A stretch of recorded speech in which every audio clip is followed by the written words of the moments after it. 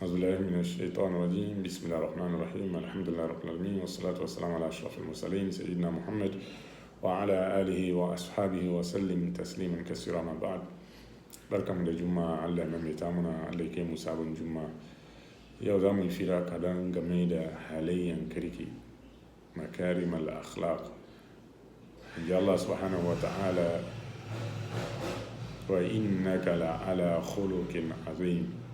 Wai lalle ke annabi Muhammad kana kan halayya nagari. Annabi Muhammad sallallahu alaihi wasallam bu'istu li utammima makarim al-akhlaq. Na aiko ni domin in zo in cika makarim al-akhlaq, halayya na kirki. To halayya na kirki yana da muhimmanci sosai a cikin musulunci. Annabi Muhammad sallallahu alaihi wasallam akmalul mu'minina imanan ahsanuhum akhlaqa.